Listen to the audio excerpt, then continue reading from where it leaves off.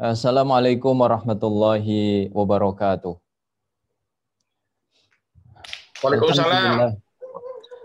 Alhamdulillahi wa kafa, wassalatu wassalamu ala nabiyina al-mustafa wa ala alihi wa sahbihi ahli sidqi wal wafa amma ba'd. Faqala Allahu azza wa jalla fi kitabihil karim wa huwa asdaqul qailin. A'udzubillahi minasyaitonir rajim. Qul ya ibadiyalladzina asrafu ala anfusihim la taqnatu min rahmatillah innallaha yaghfiru dzunuba jami'a innahu huwal ghafurur rahim. Yang saya hormati jajaran direksi dan seluruh pimpinan kantor cabang Hasanah Tur, para Bapak Ibu jamaah calon tamu Allah yang dimuliakan Allah Subhanahu wa taala. Alhamdulillah pada siang hari ini kita kembali dipertemukan oleh Allah dalam majelis ilmu jarak jauh. Meskipun jaraknya jauh, namun mudah-mudahan tidak mengurangi keberkahan majelis ilmu kita. Mudah-mudahan majelis ilmu kita ini selain menambah wawasan kita, juga menambah iman dan takwa kita kepada Allah di dunia, serta insya Allah menyatukan kita semuanya di akhirat di surganya Allah Subhanahu wa ta'ala. Tadi saya dihubungi Ustadz Iwan, berdebar-debar hati saya. Saya terbersit di pikiran ini sepertinya akan berangkat umroh. Insyaallah. Biasanya kalau ditelepon Ustadz Iwan itu tidak lama lagi berangkat. Sudah terbayang kerinduan terhadap Ka'bah, terhadap Masjidil Haram, terhadap Masjid Nabawi. Ternyata untuk acara kajian siang hari ini. Mudah-mudahan Allah mudahkan langkah kita semuanya untuk kembali menghidupkan syiar Allah Subhanahu wa taala, menunaikan ibadah umrah dan terlebih ibadah haji. Amin amin ya rabbal alamin. Bapak Ibu jamaah yang dimuliakan oleh Allah, tema kajian siang hari ini adalah meraih ampunan Allah Subhanahu wa taala. Sebuah tema yang penting untuk selalu menjadi cita-cita besar dalam hidup kita. Apa sebabnya? Karena yang pertama, tanda kebijaksanaan hati seorang mukmin adalah apabila menjadikan ampunan Allah ini sebagai orientasi yang besar dalam hidupnya. Maka ada seorang ulama yang bernama Yahya bin Mu'adz. Beliau berkata, laisa bi'arifin man lam yakun ghayatu amalihi minallah al-afwa. Tidaklah bijaksana orang yang beramal di jalan Allah, tapi tujuan dia di dalam beramal bukanlah meraih ampunan Allah Subhanahu wa taala. Maka tidak pantas kita beribadah kepada Allah, tapi orientasinya sekedar orientasi duniawi. Sedekah ingin rezekinya lancar, sholat duha ingin badannya sehat.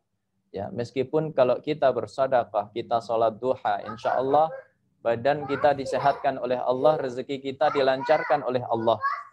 Tapi tidak pantas seorang mukmin orientasinya dalam beribadah kepada Allah sekedar orientasi duniawi. Makanya Rasulullah Shallallahu Alaihi Wasallam sebagai manusia yang paling bijaksana, beliau memberikan keteladanan. Dalam hadis riwayat Imam Bukhari disebutkan, wa inni la astaghfirullah wa atubu ilaihi fil yaum aktsar min 70 marrah. Sungguh dalam sehari aku mohon ampun kepada Allah itu lebih dari 70 kali. Dalam riwayat Muslim, aktsar min mi'ati marrah, lebih dari 100 kali. Maknanya bukan Nabi orang yang banyak dosa, tapi Nabi adalah manusia yang paling bijaksana. Kedua, jamaah yang dimuliakan oleh Allah, kita baru saja berpisah dari bulan Ramadan. Di antara tanda keberhasilan seseorang berjumpa dengan Ramadan itu adalah ketika dia keluar dari Ramadan meraih ampunan Allah Subhanahu wa taala.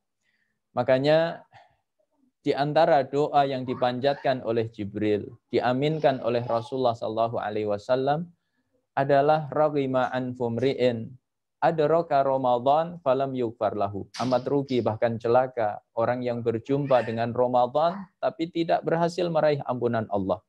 Jadi standar keberhasilan kita berjumpa dengan Ramadan adalah ketika kita berhasil meraih ampunan Allah. Yang ketiga, seseorang dianggap sukses dalam kehidupannya di dunia. Itu juga ketika di hari kiamat kelak meraih ampunan Allah.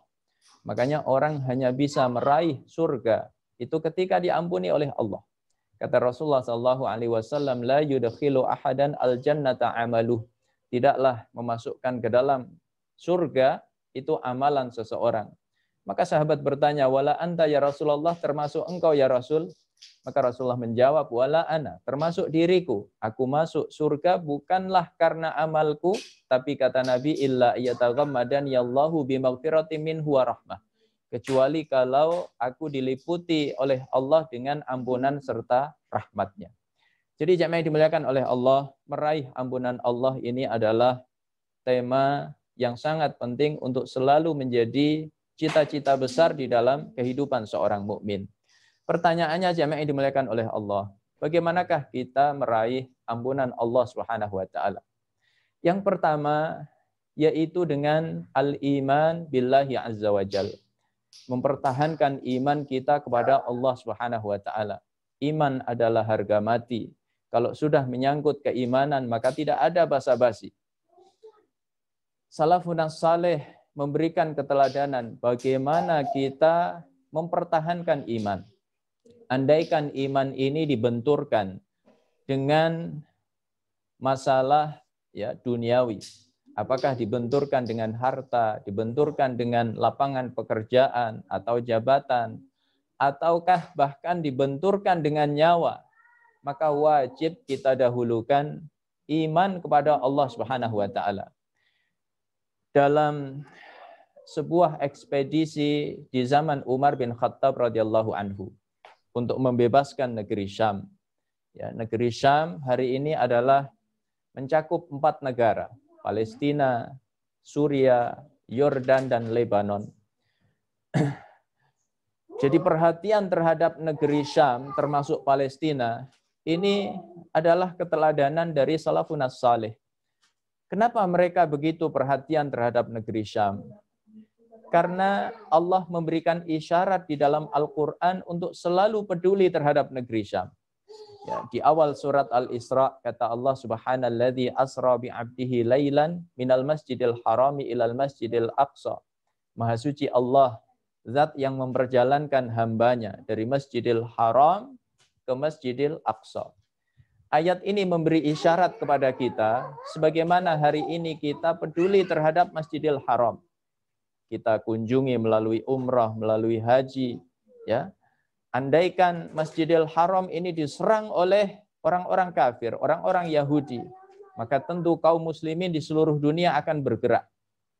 Maka seperti itulah seharusnya kita memperlakukan Masjidil Aqsa. Ini isyarat subhanalladzi asra bi'abdihi lailan minal Masjidil Haram ilal Masjidil Aqsa.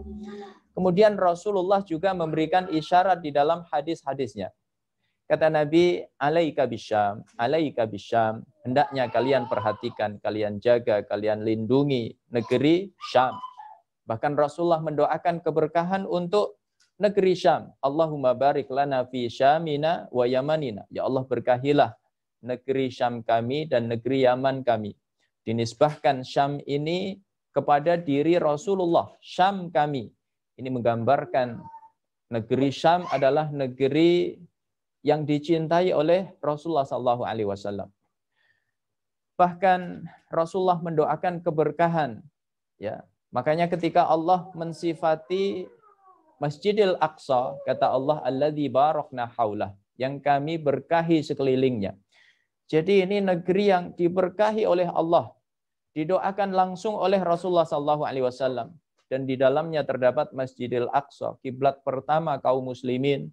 Rasulullah 17 bulan lamanya salat itu menghadap Masjidil Aqsa, menghadap Baitul Maqdis, sampai turun ayat di surat Al-Baqarah, qad nara taqalluba wajhika fis sama falanuwalliyannaka qiblatan tardaha fawalli wajhaka syatral Masjidil Haram. barulah kemudian Rasulullah mengalihkan kiblat itu dari Masjidil Aqsa ke Masjidil Haram. Maka salafun saleh mengajarkan sebuah keteladanan yang besar bagaimana perhatian mereka terhadap negeri Syam. Pembebasan terhadap negeri Syam ini tidak butuh waktu lama, hanya sekitar 6 tahun setelah Rasulullah diwafatkan oleh Allah, maka Syam berhasil dibebaskan oleh kaum muslimin, tepatnya di zaman Umar bin Khattab radhiyallahu anhu. Nah, jemaah yang dimuliakan oleh Allah, di sebuah ekspedisi di zaman Umar ini ada yang belum berhasil, yaitu yang dipimpin oleh Abdullah bin Hudzafah As-Sahmi. Bahkan Abdullah beserta pasukannya ini tertawan, dibawa ke benteng Romawi sebagai tawanan.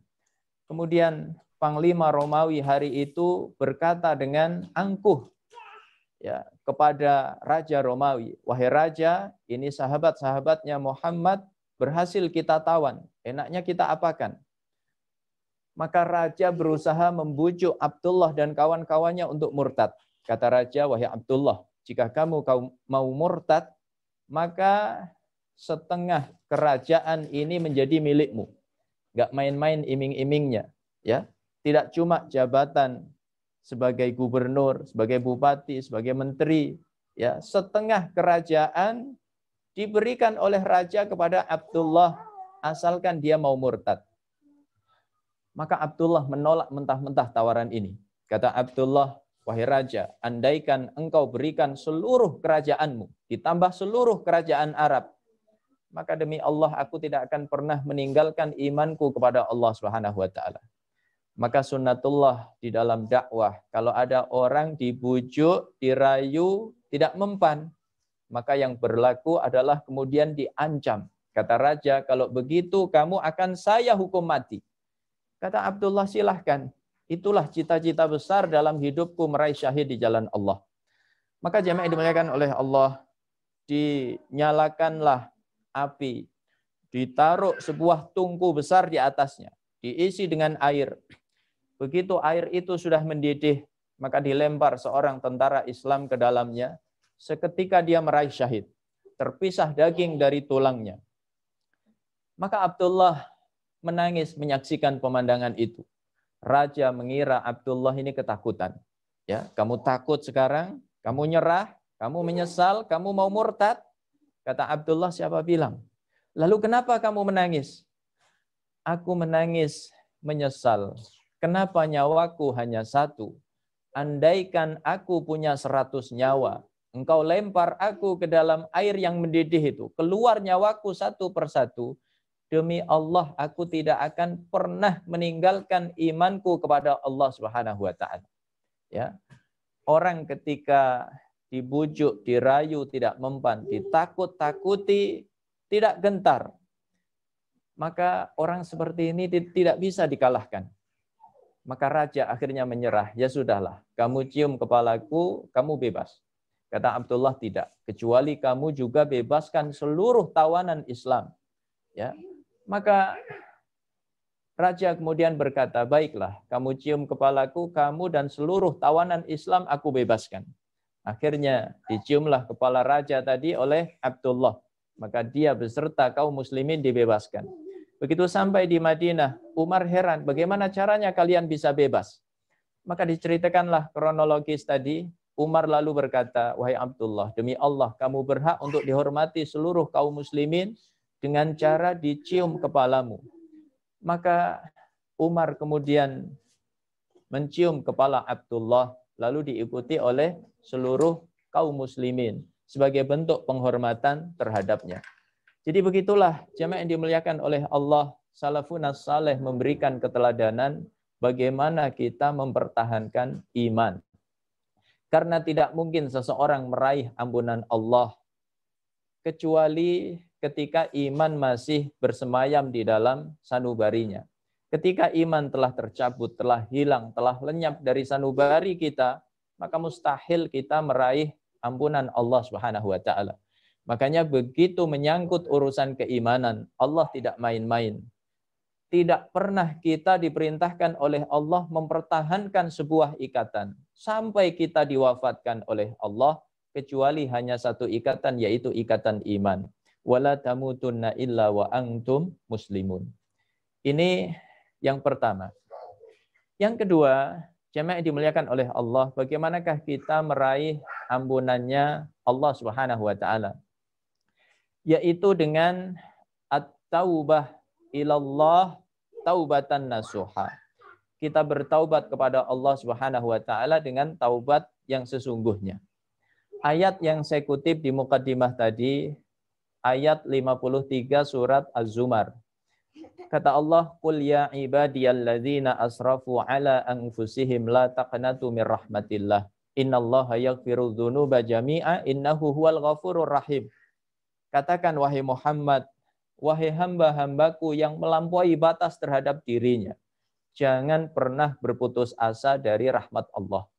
Karena Allah itu maha mengampuni seluruh bentuk dosa. Allah maha pengampun lagi maha penyayang. Jemaah yang dimuliakan oleh Allah, dalam tafsir ayat ini disebutkan, apa maksud seluruh bentuk dosa? Kata Syekh Abdurrahman bin Nasir As-Sa'di, ya, dalam tafsirnya, kata beliau, termasuk dosa syirik, dosa ya zina, dosa kezaliman, seluruhnya diampuni oleh Allah. Yang penting satu, dia mau taubat kepada Allah dengan taubat nasuha. Makanya kata Imam Ibnu Katsir, hadhil ayatu da'watun lil fusaq wal usah. Ya, bitaubah ilallahi azza wajal. Ayat ini merupakan seruan bagi orang-orang yang fasik, yang sering bermaksiat kepada Allah, agar segera bertaubat kepada Allah Subhanahu wa taala. Ketika ayat ini turun, maka Rasulullah SAW begitu bergembira hatinya. Beliau berkata kepada ya Thauban radhiyallahu anhu, "Wallahi ma uhibbu anna liyad dunya wa ma fiha bihadhil ayah." Demi Allah, andaikan dunia beserta isinya diserahkan kepadaku, tidak lebih aku sukai dibandingkan ayat ini. Artinya ayat ini sangat menggembirakan hati Nabi. Karena Allah memberitahu bahwa seluruh dosa umat ini itu bisa diampuni oleh Allah. Yang penting mau taubat nasuha. Maka jamaah yang dimuliakan oleh Allah, Imam Nawawi di dalam kitab Riyadhus Shalihin, ya, bab yang kedua yaitu babut taubah, mengkisahkan hadis-hadis Rasulullah SAW yang menceritakan betapa banyak dosa besar di zaman dahulu diampuni oleh Allah karena taubat nasuha. Ya, maka disebutkan ada seorang wanita dari Bani Juhainah. Ya, dia melakukan kekhilafan. Dia terjatuh dalam sebuah dosa besar yaitu berzina. Maka kemudian dia menyesal. Ya, dia bertaubat kepada Allah dengan taubat yang sesungguhnya. Dia mengaku di hadapan Rasulullah SAW. Dia berkata, "Ya Rasulullah, aqimil had." Ya Rasul, tegakkan hukuman atas diriku. Ya, karena dia berzina. Jamaah dimuliakan oleh Allah, wanita ini tahu persis. Andaikan dia mengaku, apa resiko yang akan dia terima? Karena wanita ini pernah menikah secara sah. Ya, jadi zinanya adalah muhsan. Hukumannya dalam syariat Islam adalah dirajam sampai meninggal dunia. Jadi wanita ini tahu persis resiko yang akan dia terima. Di antara tanda taubat yang jujur, taubat nasuha adalah siap menerima resiko sebesar apapun itu. Karena wanita ini sadar bahwa resiko di dunia tidaklah seberat resiko di akhirat. Maka dia ingin membersihkan dirinya dengan cara dihukum di dunia. Yang penting selamat di akhirat. Kemudian singkat cerita, wanita ini pun dirajam sampai meninggal dunia. Ya, begitu wanita ini wafat, maka ada hal yang menarik. Justru Rasulullah SAW sendiri yang memimpin sholat atas jenazah wanita ini. Ya, Umar bin Khattab radhiyallahu anhu merasa heran dan bertanya, "Ya Rasulullah, atusalli 'alaiha wa qad zanat?" Ya Rasul, apakah engkau tetap sholatkan dia padahal dia berzina? Maka Rasulullah menjawab, laqad tabat taubatan law qussimat li sab'ina rajulan min ahlil madinati lakafathum. Sungguh wanita ini telah bertaubat dengan taubat yang sesungguhnya. Andaikan taubatnya dibagi-bagikan untuk 70 penduduk Madinah, itu masih cukup. Saking jujurnya dia dengan taubatnya kepada Allah Subhanahu wa taala. Jadi jamaah yang dimuliakan oleh Allah, agar kita meraih ampunan Allah, cara kedua yaitu bertaubat. Ya, syiarnya para nabi dari awal sampai akhir adalah syiar taubat. Nabi Adam alaihissalam, apa di antara syiar beliau? Syiar taubat. Rabbana zalamna anfusana wa illam taghfir lana wa tarhamna lanakunanna minal khasirin. Syiarnya Nabi Nuh alaihissalam, Rabbighfirli wa liwalidayya wa liman dakhala baitiya mu'mina walil mu'minina wal mu'minat. Ya, lagi-lagi syiar taubat. Syiarnya Nabi Musa alaihissalam, Rabbi inni zalamtu nafsi faghfirli. Ya Allah, sungguh aku telah berbuat zalim atas diriku, maka ampunilah aku. Lagi-lagi syiar taubat. Syiarnya Nabi Yunus alaihissalam. Ketika Nabi Yunus murka meninggalkan kaumnya, ya, maka ditegur oleh Allah, dimakan oleh seekor ikan paus. Maka dalam perut ikan paus itu Nabi Yunus bermunajat kepada Allah Subhanahu wa taala.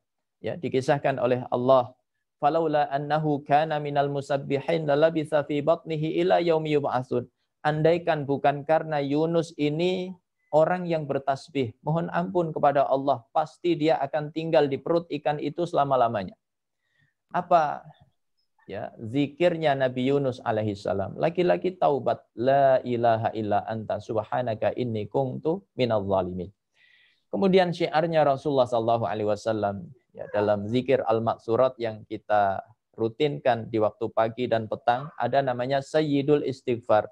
Allahumma anta rabbi la ilaha illa anta khalaqtani wa ana abduka wa ana ala ahdika wa wa'dika mastata'tu. A'udzubika min syarri ma sana'tu. Abu'u laka bi ni'matika alayya wa abu'u bi dzambi faghfirli fa innahu la yaghfiru dzunuba illa anta. Ya, kata Nabi, siapa yang membaca sayyidul istighfar di waktu siang, lalu setelah itu dia diwafatkan oleh Allah dalam keadaan beriman, maka tempatnya adalah surga.